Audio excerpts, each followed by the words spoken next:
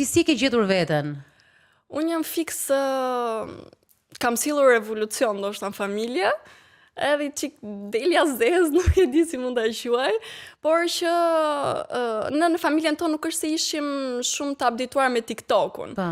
Edhe nuk është se e përdornim apo të shikonim, por që bëmi çik bisht unë aty si me shkathët, edhe filloj të postoj video.